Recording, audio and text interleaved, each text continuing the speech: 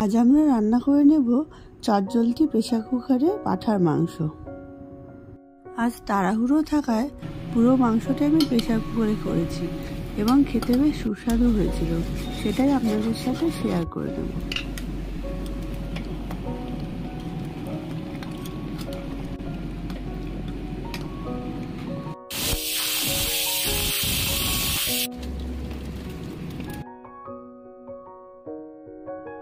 আজ রান্না করে নেব 1.5 কেজির মতো পাঁঠার মাংস। তার জন্য আমরা প্রেসার কুকার ভালো করে গরম করে তার মধ্যে দিয়ে দেবো 100 থেকে 150 গ্রাম সর্ষের তেল। এই গরম তেলে দিয়ে দেব 3-4টে তেজপাতা। এরপর দিয়ে দেব 4-5টা বড় বড় সাইজের কুচনো পেঁয়াজ। পেঁয়াজগুলো যে কোনো রকমভাবে কেটে নিলেই হবে, এর কোনো মাপঝোঁক নেই। পেঁয়াজটা যখন একটু ভাজা হয়ে আসবে তখন আমরা এতে দিয়ে দেবো সামান্য চিনি। এখানে চিনিটা আমি ব্যবহার করছি এর রঙের জন্য। এখানে চিনির ছবি তুলতে আমি ভুলে গেছি, কিন্তু খুব সামান্য পরিমাণ চিনি দিয়েছিলাম। পেঁয়াজটা ভাজতে ভাজতে রং বদলে নেবে এবং তেলটা আলাদা হতে শুরু হবে।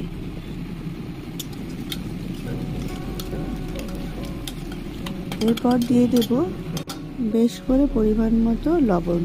মোটামুটি মাংসে আমার যতটা লবণ লাগার কথা আমি সেই পরিমাণ লবণ দিয়েছি। এরপর পরিমাণ মতো হলুদ নিয়ে সেটাকে জলে গুলে দিয়ে দেব। এরপর দিয়ে দেব লাল লঙ্কার গুঁড়ো, যেটাতে কিনা ঝাল হয়। আমি এখানে কোনো কাশ্মীরি লঙ্কার গুঁড়ো ব্যবহার করিনি। এরপর দিয়ে দেব ধনে গুঁড়ো। এই রান্নাতে আমি জিরে গুঁড়ো ব্যবহার করিনি, আপনারা চাইলে সেটা করতে পারেন। তো আমি এখানে শুধু ধনে গুঁড়োই দিয়েছি এবং মোটামুটি 1.5 টেবিল স্পুনের মতো ধনে গুঁড়ো দিয়েছি। এরপর ভালো করে সব মশলা যখন কষে আসবে, যখন পেঁয়াজ তেল ছাড়তে শুরু করে দেবে, ঠিক সেই সময় আমরা দেব 100 থেকে 150 গ্রাম দই। দইটাকে ভালো করে আগে ফ্যাটিয়ে নেব, নিয়ে সেই দইটা তেলের মধ্যে দেব।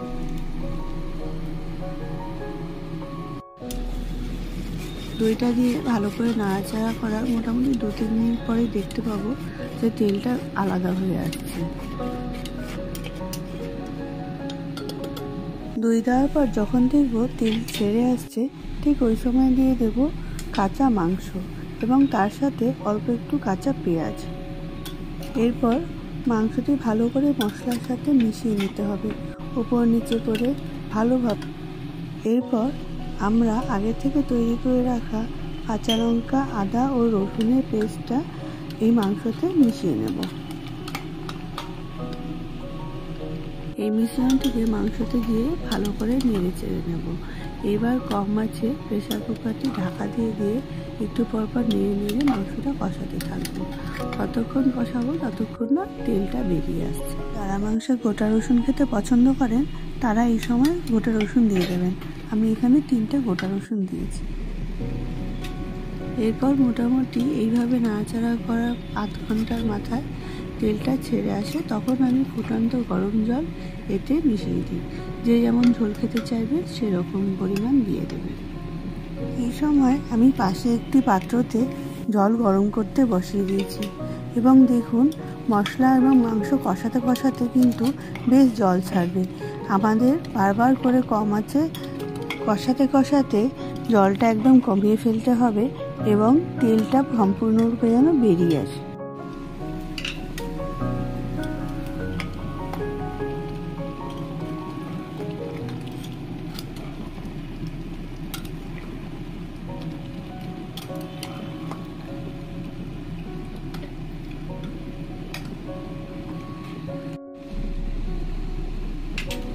এবার এতে আমি দিয়েছি সামান্য শাহি গরম মশলা। শাহি গরম মশলা আমি খুবই সামান্য দিয়েছি, কেননা এতে যদি একটু পরিমাণ বেশি হয় পাঁঠার যে নিজস্ব একটা গন্ধ সেটা নষ্ট হয়ে যায়, সেই জন্য খুব সামান্য পরিমাণে শাহি গরম মশলা। সব মশলাপাতি সব কিছু মিশিয়ে দেওয়ার পর এবার শুধু অপেক্ষা পারফেক্ট কষানো। যখনই মাংসটা সম্পূর্ণরূপে কষে যাবে সেই সময়ই আমরা দিয়ে দেব ফুটন্ত গরম জল।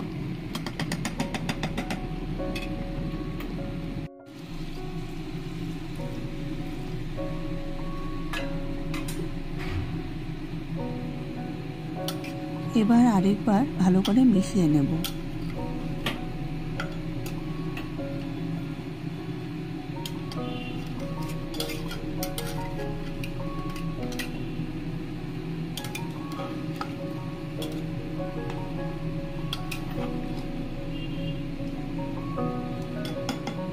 এরপর যখন জলটা ফুটে আসবে সেই সময় আমরা প্রেসার কুকারের ঢাকনাটা দিয়ে আটকে দেব। প্রেসার কুকারটা বন্ধ করে আমি 4খানা সিটি দিয়ে দিয়েছি।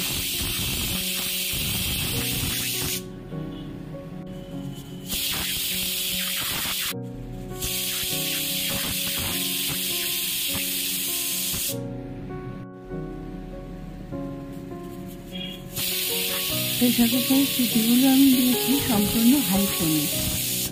এরপর গ্যাস বন্ধ করে দিয়ে আমরা ফাইনাল লুকের জন্য অপেক্ষা করব।